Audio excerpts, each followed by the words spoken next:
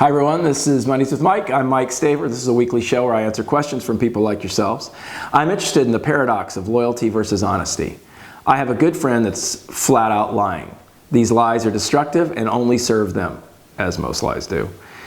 Not really sure they hurt anyone seriously, but it just makes me crazy that they can get away with such BS. I have confronted them. I haven't actually called them a liar, and they just talk over it and rationalize it. And the scariest thing is, I think they really believe their own lies. What do I suggest?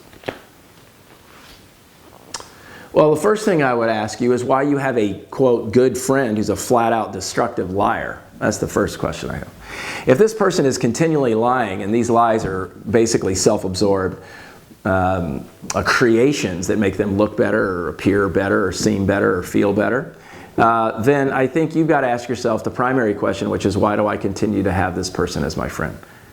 Because you don't honestly think they're not lying to you, do you? Because they are, and you know they are. So a couple of things. The first thing is to always be curious. If I have a person like this in my life, I would just ask them a question like this. You know, I'm just curious. I don't see it that way at all. In fact, that isn't the way it happened. Why would you hold on to that belief? And if they, as you say, continue to talk over you and rationalize it, stop trying to convince them. You're never going to convince a liar to start telling the truth. You can convince a liar that you're not going to accept their lies. You can look at a liar like I do when I know they're flat out lying, and I say to them this simple phrase: that's just not true. That is just flatly untrue.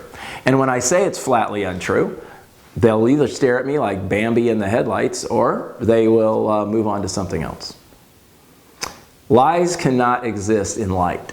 But if you're more invested in the truth than they are, then you're too invested and you need to pull back. So either one of two things: accept the fact that they're a liar and let them be your liar friend, right? Just put them in the liar friend bucket, or disengage from them altogether. But if there's a person you have to be involved with, I just tell them straight out, that's just flatly not true. All right, take care. I'm Mike Staver. We'll see you next week.